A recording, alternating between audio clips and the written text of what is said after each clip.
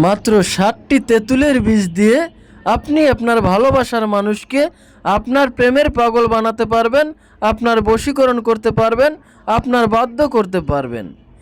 এটা খুবই সহজ একটা নিয়ম, এটা আপনি ঘরে বসেই করতে পারবেন। নিয়ম জানতে অবশ্যই আপনাকে সম্পূর্ণ ভিডিওটি দেখতে হবে। যদি কেউ স্কিপ করে ভিডিওটি দেখেন তাহলে হয়তোবা ভিডিওর কোনো গুরুত্বপূর্ণ স্টেপ আপনার মিস হয়ে যেতে পারে। তাই অবশ্যই আপনাকে ভিডিওটি সম্পূর্ণ দেখতে হবে এবং ভিডিওটি শেয়ার করে আপনার টাইমলাইনে রেখে দিবেন, যাতে করে প্রয়োজনের সময় আপনি এই ভিডিওটি দেখে সঠিকভাবে সঠিক নিয়মে এই টোটকাটি প্রয়োগ করে আপনি আপনার ভালোবাসার ব্যক্তিকে আপনার কাছে পেতে পারেন। এই অত্যন্ত পাওয়ারফুল একটা বশীকরণের টোটকা। এই কাজটি করতে হলে আপনাকে প্রথমেই গুনে গুনে 60টি তেঁতুলের বীজ সংগ্রহ করতে হবে। এরপরে আপনি যে কোনো শুক্রবার খুব ভোরে উঠে একটা তেঁতুলের বীজ আপনার ডান হাতে নেবেন।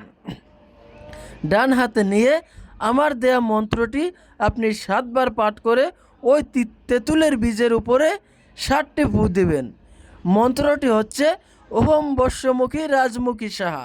এই মন্ত্রটি আপনারা 7 বার পরে ওই একটি তেঁতুলের বীজের উপরে আপনি একটি ফু দিবেন।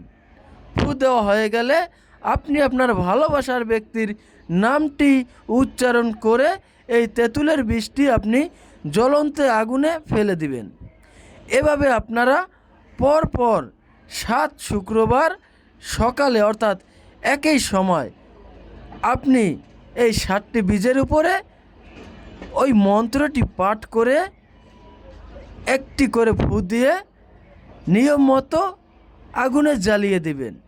অনেকেই বলতে পারেন যে ভাই আপনি যে মন্ত্রটা বলেছেন এটা তো অন্য বশীকরণ মন্ত্র। হ্যাঁ ভাই, এটা দিয়ে অনেকভাবেই বশীকরণ করা যায়। এর আগেও এই মন্ত্রটি দিয়ে অন্য নিয়মে বশীকরণের কয়েকটা তদবির আমি আমার ভিডিওতে দিয়েছি। তো আজকে যেটা দিয়েছি এটাও একটা নিয়ম, এটা অন্যভাবে করা যায়, এটা তেঁতুলের বীজের উপর প্রয়োগ করতে হয়। তো আপনারা যদি নিয়ম মতো কাজটা করতে পারেন দেখবেন মাত্র এই 60টি তেঁতুলের বীজ জ্বালানোর পরে আপনার সেই কাঙ্ক্ষিত ব্যক্তি আপনার প্রেমের পাগল হয়ে যাবে, আপনার বশীকরণ হয়ে যাবে, আপনার বাধ্য হয়ে যাবে। আপনি তাকে যা বলবেন সে তাই শুনবে, তাই করতে রাজি হবে। মোট কথা সে আপনার কথা ছাড়া এক চুলও নড়বে না। যারা আমার ফেসবুক পেজ থেকে ভিডিওটি দেখছেন তারা অবশ্যই পেজটি ফলো দিয়ে দিবেন এবং যারা ইউটিউব চ্যানেল থেকে ভিডিওটি দেখছেন তারা অবশ্যই চ্যানেলটি সাবস্ক্রাইব করে দিবেন। ধন্যবাদ সকলকে, ভালো থাকবেন, সুস্থ থাকবেন। আসসালামু আলাইকুম।